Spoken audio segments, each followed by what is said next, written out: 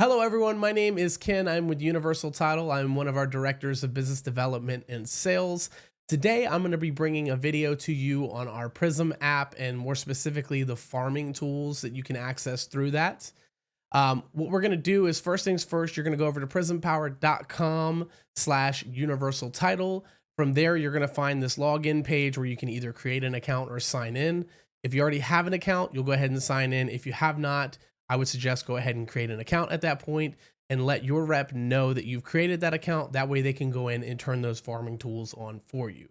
So if you already have an account, we're going to go ahead and you're going to hit sign in. From there, you'll see a username and a password field pop up. You're going to go ahead and fill in that information and hit enter, and that will take you into the Prism app.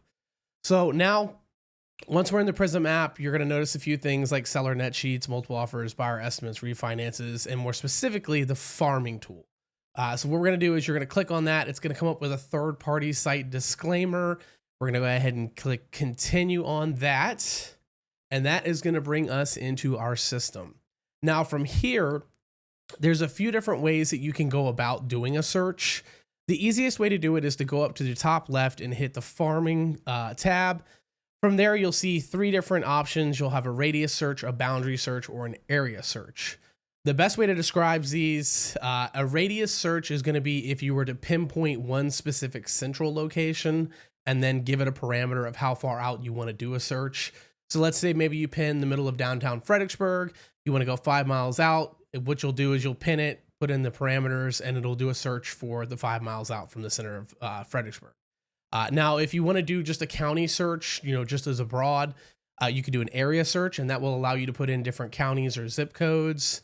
And if you want to get very specific with it, which most of the time in farming, we're looking to farm neighborhoods and things of that such, you could do a boundary search. Now, typically what I suggest for agents to do is to do a boundary search. We're going to go ahead and click on that right now. And from there, you'll see it'll come up and it'll give you an address search. So what you could do is if you knew an address within the neighborhood that you're wanting to farm, maybe it's your own address in your neighborhood, you'll go ahead and put that in. So I'm going to pick one that's just near me. So let's go ahead and do this right here. And you'll see what it's going to do is pinpoint that specific location that I'm looking for. Now from here, what I can do is go in, it's like I said, it's going to give me that central location. I can go ahead and click the X on that. You're going to see that it gives you a little green thumbtack. So at this point, what we're going to want to do is find the area of the neighborhood in which you want to search. So let's say that I just want to search maybe this small area of Park Ridge here. What I could do is start out, just kind of pick the positions in which I want to run. So maybe I'm going to run up through Eustis here up to Garrisonville, and we're going to run that across and down in towards the neighborhood. And then once I find a location that's going to really close in that boundary, you're going to double click. And at that point, it'll enclose that location. And now you'll have homes that will populate into your search that are in that highlighted area. So from here, you'll see at the very top, it gives you a few different options. Let's say you messed up the pins. You didn't mean to pin a certain spot. You wanted to go back and redo them. You could just click on the clear pin up here. And it'll essentially just go back to the green thumbtack, and you can go ahead and put in your search area again.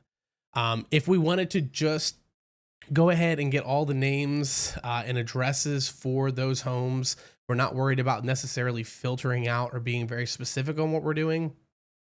You can hit get count, and what it'll do is get a count and let you generate those properties, a property report essentially. At that point. But what we're going to do in this case is we're going to click on add filters, which is going to allow us to go in and really boil that down and be a little more specific and targeted in how we're marketing to these neighborhoods. So in the available filters, you'll notice a few different fields. You have the general field, which is going to be things like your state, zip code, counties, things like that. Your property characteristics are going to be the characteristics of the home themselves. So, bedrooms, bathrooms, what type of property, the year built, your assessments and taxes, again, is going to give you things like your assessed values. And here, I think the big one you're going to use is the purchase date. So what I like to do is go in and do a purchase date between, and then I'll pick a number of years that I want to go back. So let's say maybe I'm looking to do every 5 to 6 years. What I could do is go back 5 years from now, pick that date, 6 years from now, pick that date, and enter these into these parameters. And then what it'll do is it'll essentially go in and filter for just the ones that fall within that range. Again, you'll see some of the other options like purchase price, tax year, things like that. And then we're going to go into other. So other is in terms of like parcel numbers, census tract, mail carrier route. I don't know that we'll use this a ton, but again, this is information here in case you need it. And the biggest one I think that agents are really going to utilize is going to be the custom filters. So in the custom filters, this is going to give you a few different options that fall within like niches that we typically see. So for one, you have your out-of-state owners. So maybe somebody is renting out the home, they own it, they live out in California. This is a good one in the case that you wanted to reach out and see if, maybe they're tired of renting the home out and not having access to it close by. Maybe it's time you start marketing to those people about the potential of selling their house. Send them a comparative market analysis or something along those lines. The next one you could do is next seller. So that's going to show the average years of ownership. And then what it's going to do is whatever the average years is. So let's say the average years is 5. What it's going to do is it's going to pull from years 4 to 6. So it's going to plus or minus 1 year from whatever the average years is. The next one is your non-owner. So these are typically your renters. So if maybe you're looking to market out to renters that could potentially be buyers coming into the spring market, this would be a good option for you. You'll also see things like recent changes or full sales in the last 12 months.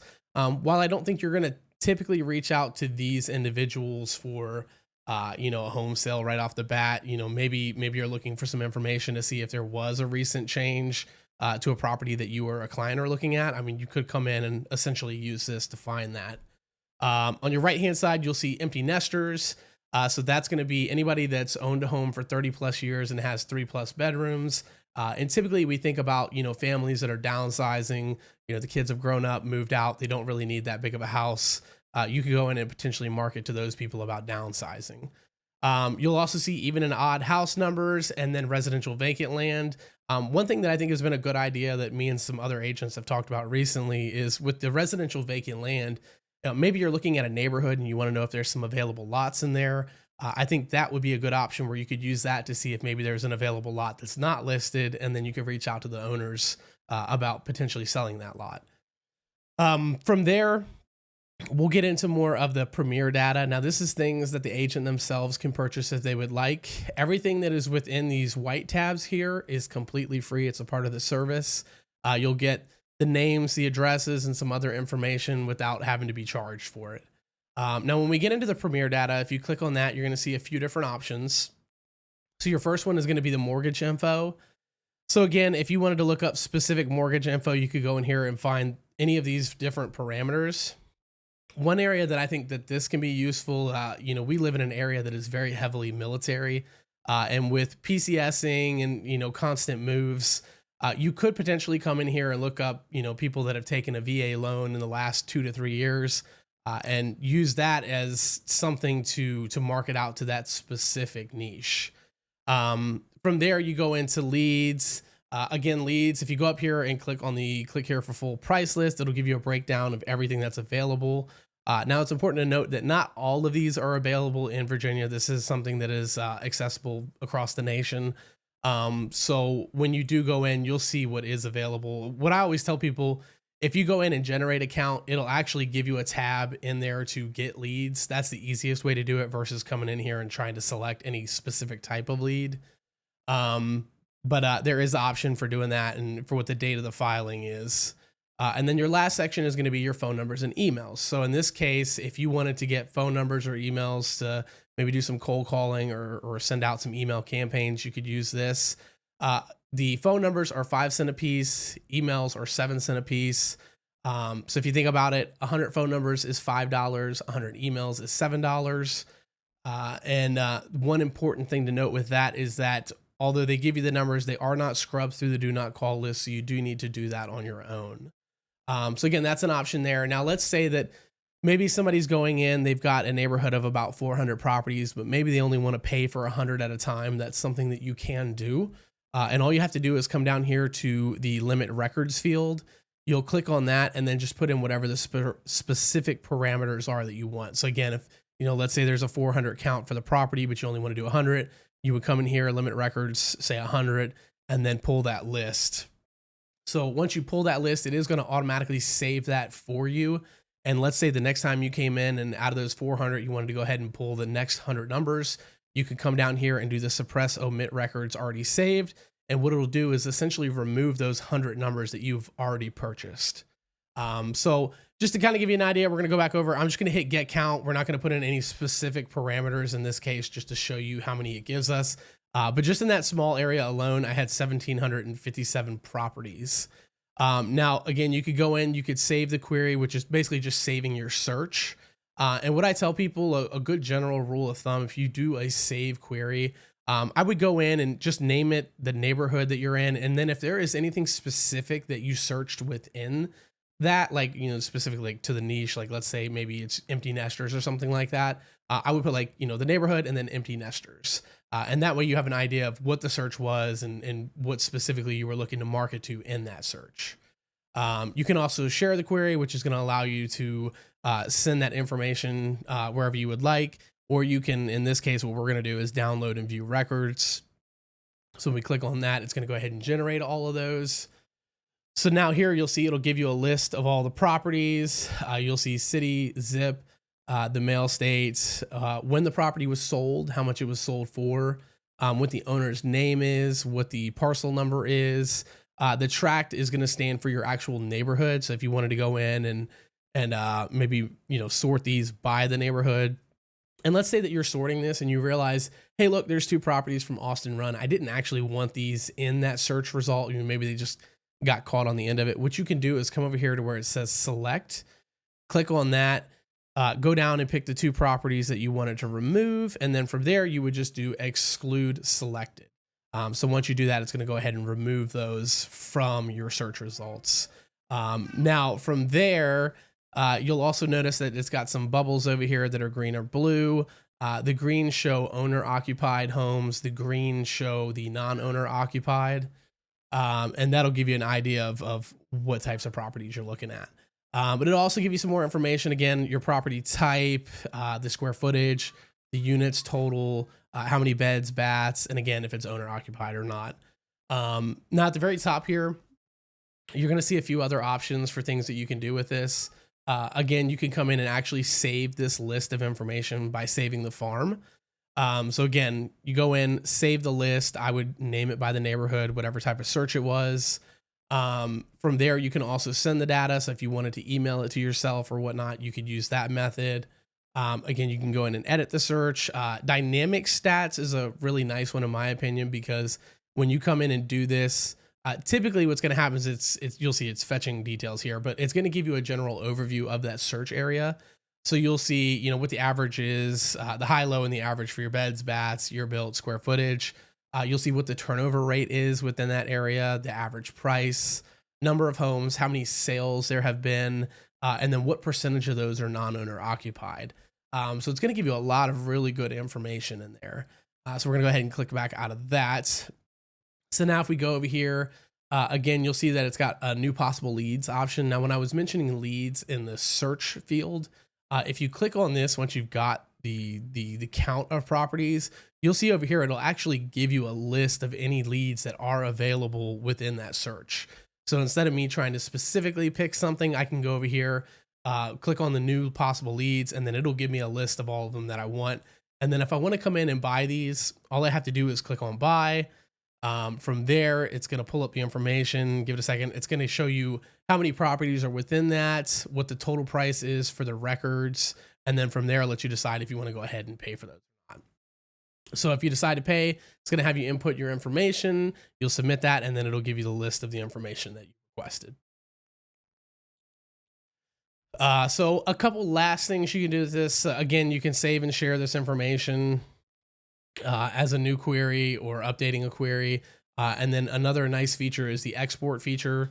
So again, if you wanted to export it into a CSV, maybe you want to export them into a CRM that you have.